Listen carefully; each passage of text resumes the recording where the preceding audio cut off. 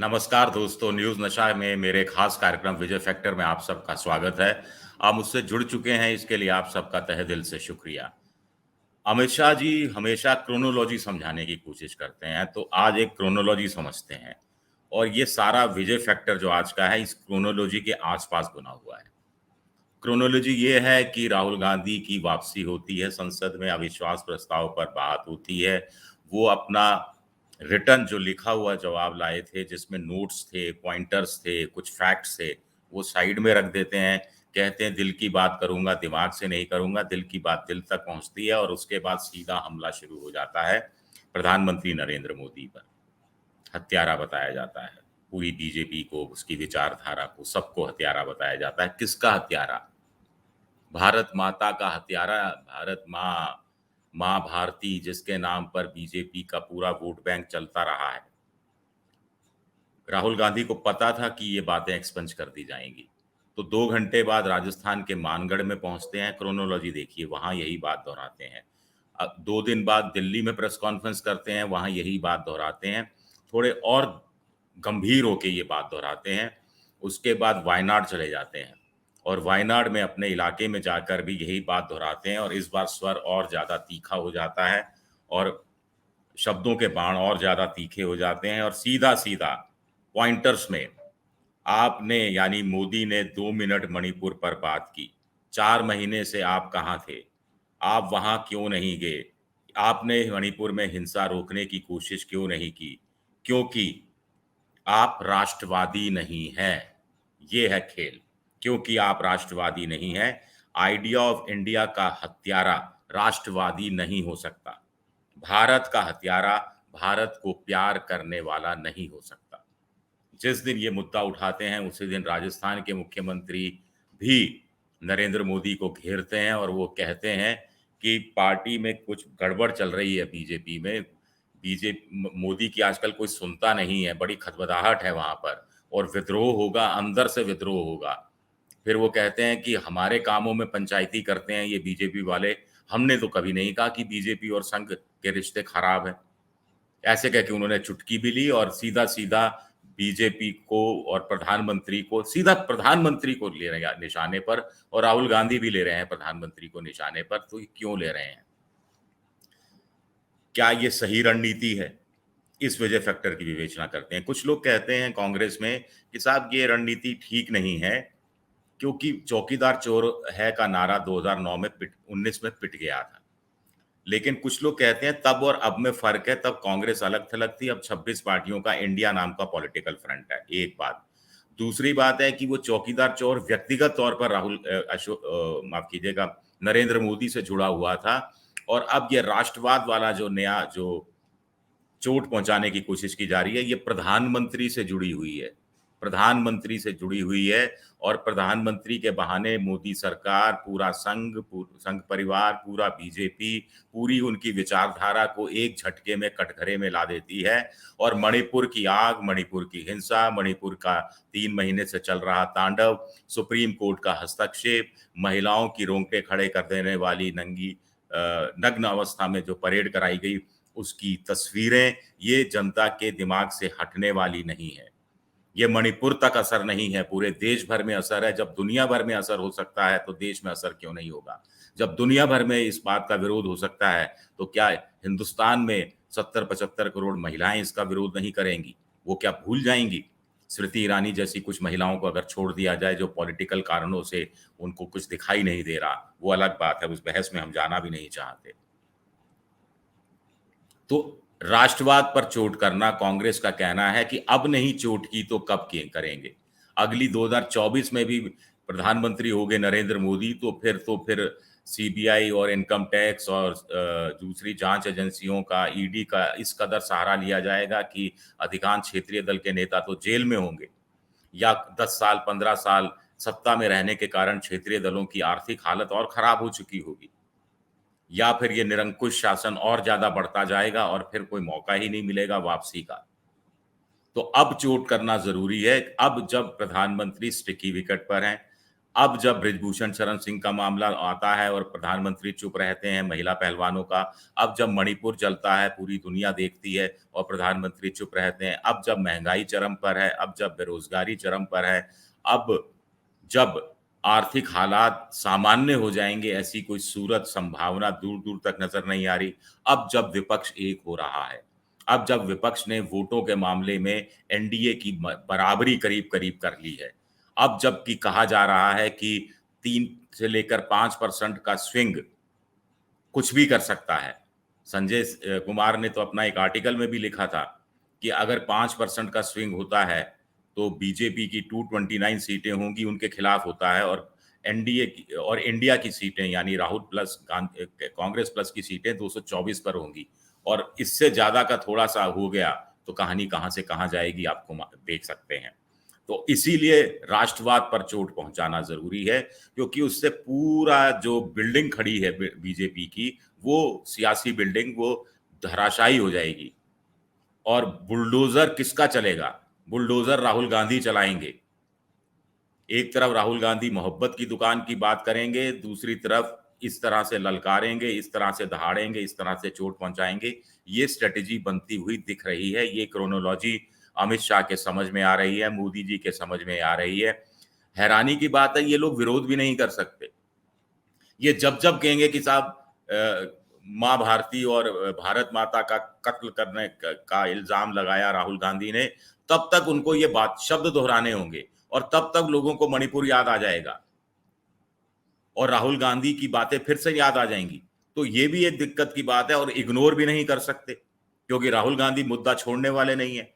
राहुल गांधी तो जानबूझ के ये छेड़े हुए हैं कि ये उकसावे में आए और बार बार जिक्र करें, ताकि लोग फिर कंपेयर कर सकें कि कांग्रेस का राष्ट्रवाद क्या था और इनका राष्ट्रवाद क्या है। ये एक स्टिकी विकेट पर है। और दूसरी बात है कि हिंदुत्व का तीन ही चीजें हैं बीजेपी राष्ट्रवाद पर चोट करना इसलिए जरूरी है क्योंकि बाकी दो चीजें तो बीजेपी की वैसे ही थोड़ी डाउनस्लाइड पर है। हिंदुत्व का मुद्दा है, अब उसमें हिंदू मुस्लिम आप कितना कर लो, उससे क्या होगा? उससे यही होगा कि जो कट्टर हिंदू आपके साथ जुड़ा रहेगा, लिबरल हिंदू तो फिर भी इधर उधर दाएं बाएं हो रहा है। और अभी जो सर्वे आया, सर्वे क्या पोल्स जो कंडक्ट हुए कि प्रधानमंत्री के भाषण की लोकप्रियता बनाम राहुल गांधी के भाषण की लोकप्रियता, उसमें राहुल गांधी को जो ज्यादा तरजीह मिली उससे भी साफ है। और ट्विटर में, इंस्टाग्राम पर 18 से 35 साल का युवा जुड़ा हुआ है, और ये इसका मोहभंग हो रहा है। इंडिया में 65% आबादी जो है वो 40 साल से कम उम्र के लोगों की है, और इसमें से भी जो 2013 में मोदी जी से जुड़ा था, मोदी जी के वादों से, मोदी जी के सपनों के दिखाने की चीजें से, मोदी जी के वक्तव्य से, व्यक्तित्व से, शख्सियत से, वो 2012-13 में वो 18-20 साल का था। आज वो 2014 में 2023 में वो 28-30 साल का हो गया है, और बेरोजगारी झेल रहा है, महंगाई झेल रहा है, उसके सपने धराशायी हुए हैं, मिडिल क्लास के सपने धराशायी हुए हैं। अपर मिडिल क्लास भी दुखी है, लोअर मिडिल क्लास तो और ज्यादा दुखी है। लोअर मिडिल क्लास को तो लग रहा है कि लाभार्थी एक वक्त में ऐसा ना हो कि उसके बराबर आ जाए। और बीजेपी का लाभार्थी का प्लैंक भी कुछ लोग कहते हैं कि बहुत ज्यादा चलने वाला नहीं है, क्योंकि बहुत से लाभार्थी ऐसे हैं जो लाभ जिन्होंने अर्जित किया तो बदले के अंदर लाभ बीजेपी को दे दिया, यानी घर मिला, शौचालय बना तो एक बार वोट केंद्र में दे दिया, एक बार राज्य में दे दिया, छुट्टी। और दूसरी बात है कि पहले लाभार्थी बीजेपी का जो था उसके सामने कांग्रेस शासित राज्यों का, क्योंकि पार्टियां अलग अलग लड़ती थी, तो वही लाभार्थी होता था। अब संयुक्त रूप से 26 पार्टियों का, यानी 11 राज्यों के मुख्यमंत्री इस इंडिया गठबंधन में शामिल हैं, तो 11 राज्यों में लाभार्थी वो बीजेपी के लाभार्थी यानी मोदी के लाभार्थी एक जगह हैं, और 11 राज्यों के लाभार्थी एक जगह हैं।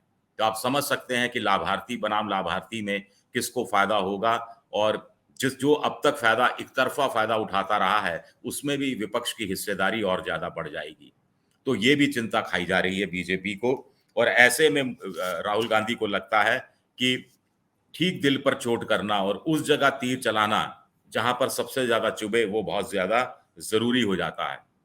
एक और बात है कि गोदी मीडिया है, मोदी मीडिया है, और 95% मीडिया मोदी जी के साथ है, तमाम चीजें मान ली, लेकिन जब चुनाव होगा लोकसभा का, पूरे देश भर में चुनाव होगा, तो जिन राज्यों में गैर बीजेपी की सरकारें हैं, ऐसी सरकारें 11 राज्यों में है, जिसमें राजस्थान, चलिए राजस्थान का, मध्य प्रदेश, छत्तीसगढ़, तेलंगाना में तो इस साल विधानसभा चुनाव है, और फिर ममता है, फिर उसके बाद नीतीश कुमार हैं, और उसके बाद हिमाचल प्रदेश है, उसके बाद पंजाब है, दिल्ली है, इस तरह से डीएमके तमिलनाडु में है, केसीआर भी चले जाएंगे, और फिर केरल में लेफ्ट मोर्चे की सरकार है, तो कर्नाटक में कांग्रेस की सरकार है, जहां कोई अब विधानसभा चुनाव होने वाला नहीं है। तो ऐसे 11 राज्यों में इनके 11 मुख्यमंत्री हैं। वहां तो उन्हीं का मीडिया, वहां का जो मीडिया है लोकल, वो तो उन्हीं का साथ देगा। अब बड़ी देखिए गजब की बात है, मान लीजिए कोई राष्ट्रीय चैनल है, वो राष्ट्रीय प्रसारण जो दिल्ली से करता है, नोएडा से जो दफ्तर चलता है, वहां पर वो बीजेपी के गुण गाते हैं, मोदी के गुण गाते हैं, लेकिन उसी राष्ट्रीय चैनल का जो क्षेत्रीय प्रसारण है किसी भी राज्य में, मान लीजिए पश्चिम बंगाल, तो पश्चिम बंगाल में वो क्षेत्रीय चैनल क्या कर रहा होगा, किसकी चरण वंदना करता है? मोदी की नहीं करता, ममता बनर्जी की करता है। राजस्थान में अशोक गहलोत की करता है, छत्तीसगढ़ में भूपेश बघेल की करता है, तमिलनाडु में डीएमके की करता है, जगनमोहन रेड्डी की करता है, वहां पर आंध्र प्रदेश में, तेलंगाना के अंदर केसीआर की करता है। तो ये भी एक चीज है। और फिर ये संयुक्त रूप से चुनाव लड़ा जाएगा, संयुक्त रूप से रैलियां होंगी, संयुक्त रूप से चीजें सामने आएंगी, तो फिर आप डिफरेंशिएट करना बीजेपी के लिए मुश्किल हो जाएगा। एक बड़ी बात यह है।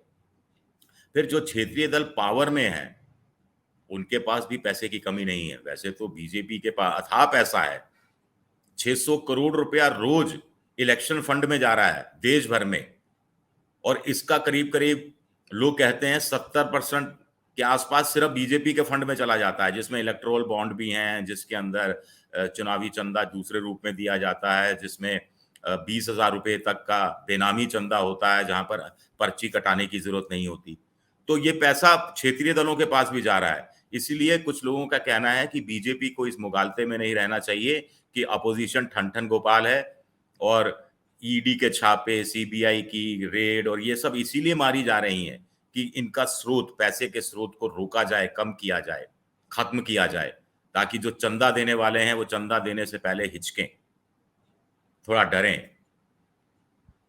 कि अगर गैर बीजेपी सरकारों को दिया तो, या पार्टियों को, माफ कीजिएगा, पार्टियों को दिया तो गड़बड़ हो जाएगी।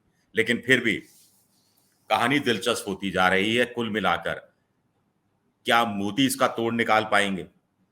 और सोशल मीडिया के जो अभी पोल्स आए हैं, उससे तो साफ जाहिर है कि इस देश का युवा छटपटा रहा है, और इस देश के युवा को किसी नए नायक की तलाश है, एक नया नेता की तलाश है। और राहुल गांधी में क्या वो ये चीज देख रहे हैं, ये एक बड़ा सवाल उठता है। 2012, 13, 14 में लोगों ने नरेंद्र मोदी में वो चीज देखी थी, वो आग देखी थी, वो ललकार देखी थी, वो दहाड़ देखी थी, वो आक्रामक अंदाज देखा था, और उससे वह प्रभावित हुए थे। और तब राहुल गांधी को इन्हीं लोगों ने पप्पू घोषित कर दिया था। अब राहुल गांधी भी मणिपुर के मामले में दहाड़ रहे हैं, ललकार रहे हैं, और साथ ही साथ मोहब्बत की दुकान भी चलाए हुए हैं। तो ये डबल इंजन वाला जो है ना, ये डबल मोर्चे पर हमला करना, ये कितना सटीक बैठेगा, खैर ये तो चुनाव के नतीजे बताएंगे। लेकिन कुछ लोगों का कहना है कि सब कुछ मणिपुर मणिपुर मणिपुर नहीं होना चाहिए। महंगाई एक बहुत बड़ा मुद्दा है, जिसको कांग्रेस और जो विपक्षी दल हैं उसमें ढिलाई बरत जाते हैं। बेरोजगारी एक बड़ा मुद्दा है, उसमें कुछ मुख्यमंत्री इसलिए ढिलाई बरत जाते हैं क्योंकि उनके राज्यों में भी बेरोजगारी है, और जस्टिफाई करना उनके लिए मुश्किल हो जाता है। लेकिन आपको मोर्चा बनाए रखना है, ऐसा कुछ जानकार कहते हैं, और कुछ पॉलिटिकल पंडित भी इसी तरह की बात करते हैं। तो देखते हैं कि ये क्रोनोलॉजी राहुल गांधी के विजय फैक्टर में कितनी तब्दील होती है, कितनी तब्दील नहीं होती है। शुक्रिया मेरा ये वीडियो देखने के लिए, बहुत बहुत शुक्रिया। आप हमसे जुड़े रहने के लिए सब्सक्राइब करें YouTube पर, फॉलो करें Twitter पर, और लाइक करें Facebook पर।